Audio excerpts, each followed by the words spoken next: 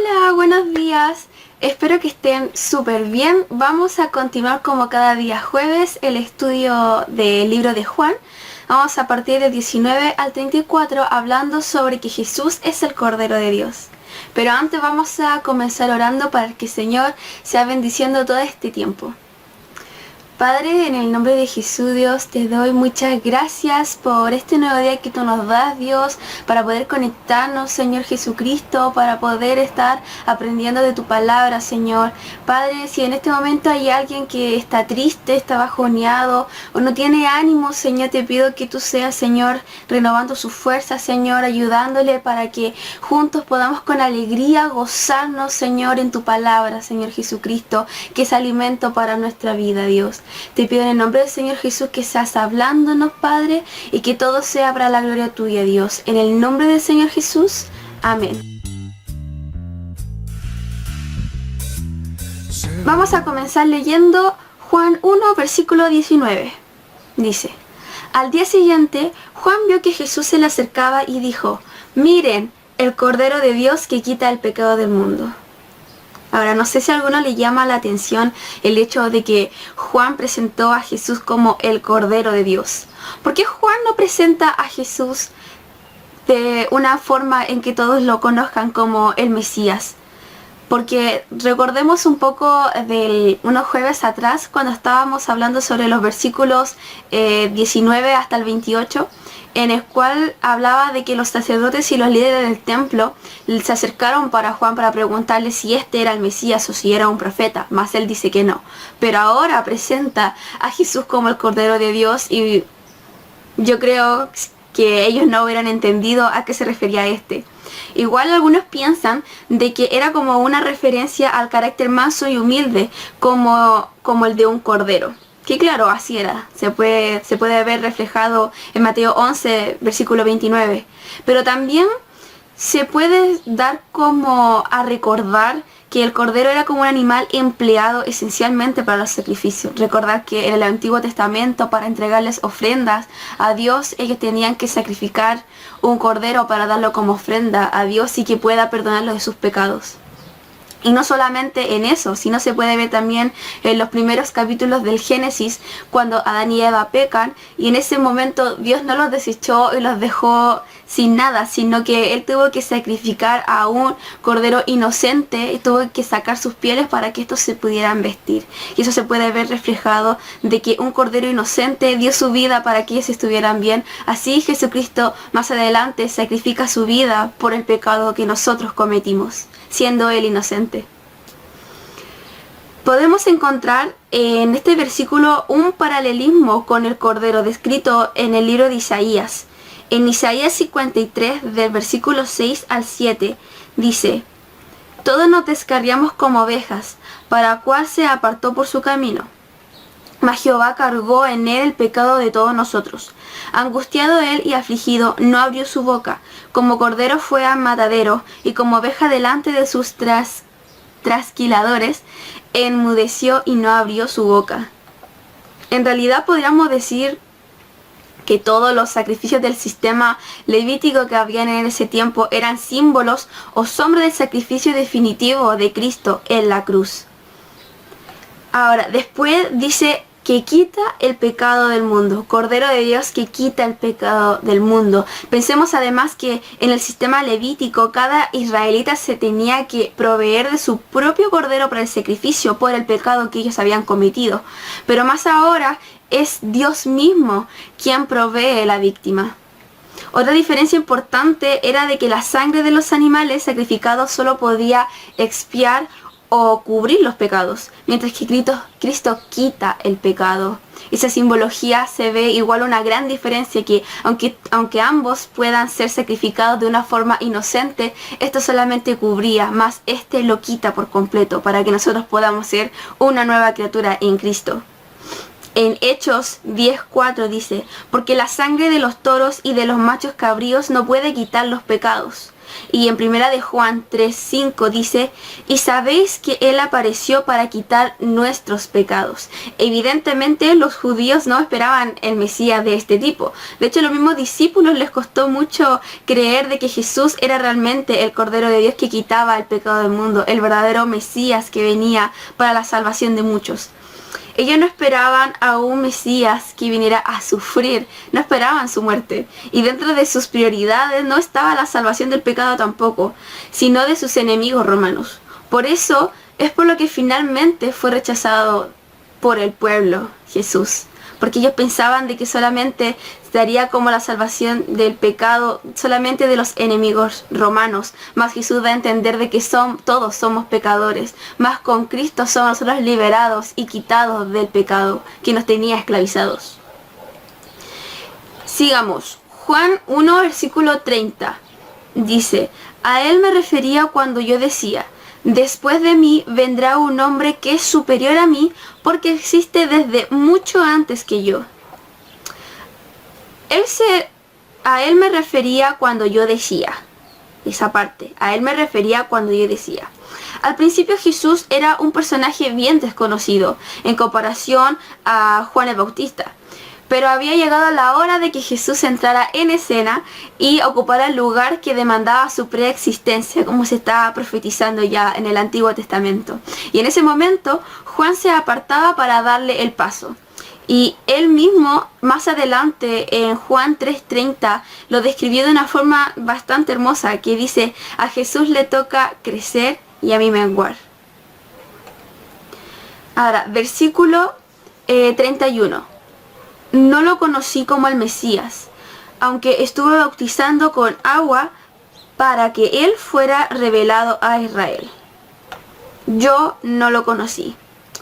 No sé si muchos igual tienen claro de que Jesús y Juan el Bautista eran primos. Y creo que es muy probable de que Juan y Jesús ya se habrían conocido bastante bien antes de los episodios en el cual se reencuentran en el río Jordán. Pero Juan no había reconocido la condición mesiánica de su primo hasta el momento de su bautismo. Se ve claramente en el contexto que aquí se hace una referencia a algo más allá de un mero conocimiento físico. El Bautista confiesa que tuvo que ser revelado de lo alto que Jesús era el Cristo. En ese sentido no lo había conocido, solamente conocía cara a cara quién era Jesús, más mediante el Espíritu Santo se le fue revelado quién era él, el Mesías. Juan no lo conocía porque todavía no había visto ninguna de sus señales, no había visto ningún milagro, absolutamente nada que revelara que él fuera Mesías.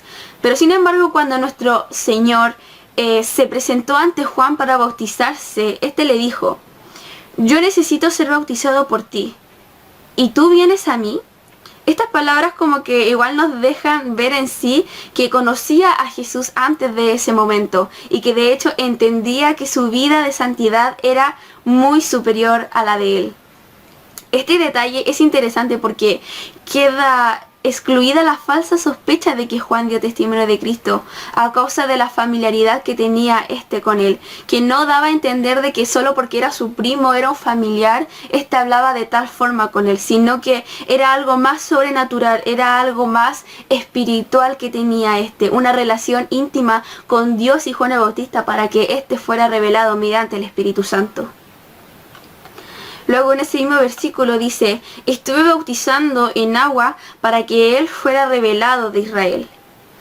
El bautismo en agua para el arrepentimiento era fundamental para preparar el camino del Señor. Eso también podemos verlo hoy en día. Muchos de nosotros ya nos hemos bautizado en agua, dando a entender de que el camino en el cual nosotros caminamos es el de Jesucristo. Juan había dicho que bautizaba en agua, haciendo resaltar que después de todo existía una enorme diferencia entre lo que él estaba haciendo con lo que el Mesías iba a hacer a la entrada de este mundo. Si antes había afirmado de que Jesús es el que quita el pecado del mundo, ahora anuncia la verdad complementaria, que bautiza con el Espíritu Santo. Esto nos da una visión más completa de su obra a favor del hombre, el perdón y la regeneración.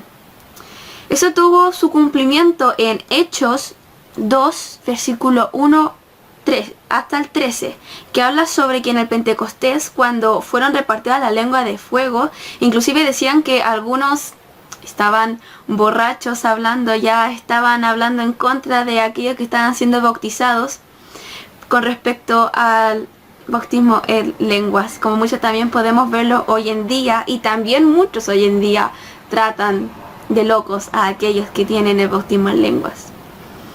Y que dar énfasis sí en este versículo de que tengamos la convicción de que el Espíritu Santo mora en nosotros, que a pesar de que todo lo que estemos viviendo, o que nos traigan burlas, o que digamos de que Jesucristo es aquel Cordero de Dios que quita el pecado del mundo y no nos crean, tengamos la convicción de que aquel que nos respalda es su Espíritu Santo. Versículo 34. Vi que eso sucedió con Jesús, por eso doy testimonio de que Él es el elegido de Dios. Esta expresión se refiere al Señor Jesucristo, el Hijo de Dios en el sentido más elevado de que se puede usar de este término. Expresa la relación especial que existe eternamente entre el Padre y el Hijo, que se puede ver resaltado en Juan 1 del versículo 1 al 18, que ahí lo pueden buscar más tarde. Y por último, para dar como un punto final, dar referente de que el testimonio de Juan se refiere a dos verdades trascendentales que tienen un significado. El primero es que el Hijo de Dios no habla de su grandeza, lo pudimos ver desde el versículo 1 hasta ahora. Y dos, que el Cordero de Dios nos habla de su humillación, de la humillación que éste tenía ante todos nosotros, porque éste se humillaba siendo inocente, aún así con humildad y no con gozo, pero con amor, entregándose a nosotros para que nosotros podamos ahora, en este mismo momento, en esta misma hora, estos mismos segundos, estar escuchando su palabra, estar hablando, estar mirando, estar oyendo, estar con paz. Todo ese sacrificio de ese ser inocente reflejado en Jesucristo al morir en la cruz del Calvario, para que nosotros podamos vivir plenamente junto a Él. Y qué mejor sacrificio que podemos ver de nuestro Señor Jesucristo que todo ese trayecto antes de eso, desde su nacimiento. Ahora, como el día de hoy, como muchos saben, es 24 de diciembre, ya estamos a pocas horas de que comience la Navidad, comience el nacimiento de nuestro Señor Jesucristo, aunque sabemos de que no es exacta esta fecha, pero si no, es un recordatorio del nacimiento de nuestro Salvador. Así que quisiera desearles una muy feliz y bendecida Navidad, que no olvidemos que lo primordial no son los regalos, sí son las familias, pero ese no debe ser el centro, sino el centro es recordar a nuestro Salvador, recordar que estamos celebrando aquella llegada de aquel hombre que transformó nuestras vidas. Espero que puedan compartir junto con sus familias, espero que se cuiden y les mando un muy fuerte abrazo de la distancia y que el Señor les bendiga de parte del Grupo Nexo. Bendiciones. Hola a todos, un saludo especial navideño, que nos falten sus papitas duquesas. Espero que tengan una buena Navidad, una linda Navidad, puedan estar con sus familias. Les doy gracias a Dios por ser el presidente de jóvenes de ese blanco, y gracias a cada uno de ustedes por este año que igual ha estado presente en Zoom virtualmente, y ha sido un año distinto, pero no dejamos de ser hermanos y amigos. Así que les deseo una muy linda Navidad. Dios les bendiga. Hola chiquillos, que el Señor les bendiga, les mando un abrazo grande. Espero que el Señor Jesucristo siga haciendo sus vidas admirable, consejero, Padre eterno, Dios fuerte y príncipe de paz. Les mando un abrazo grande, los quiero mucho y feliz Navidad junto a sus padres.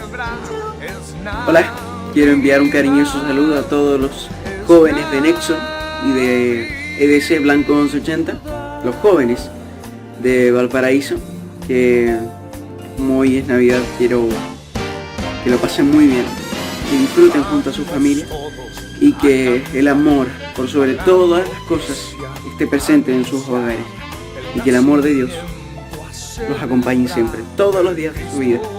Dios les bendiga, y hoy recordamos el nacimiento de nuestro Padre. Dios les bendiga enormemente en este día, y como les dije, que el amor de Dios esté con ustedes. Un abrazo de parte de Leonardo González. Estén bien. Chao, chao. Hola, feliz Navidad. Nada, espera. Ahora sí o sin mascarilla. Feliz Navidad, puras bendiciones de parte del grupo de Nexo. Lo único que quiero que sepan es que quiero que la pasen bien. Dios les bendiga. Recuerden que estamos celebrando el nacimiento de Jesús, más allá de todos los regalos, que lo más importante igual es pasarla en familia. Y nada, eso, que Dios les bendiga. Show. Buena, cabros, les deseo una feliz Navidad, que la puedan pasar bien con sus familias, que se regalaron en harto y vamos, que Dios les bendiga. Buenas chicos, quiero desear una muy feliz Navidad, que la pasen increíble y que no olvidemos el verdadero significado de esta fecha, que es el nacimiento de Jesús. Un gran abrazo.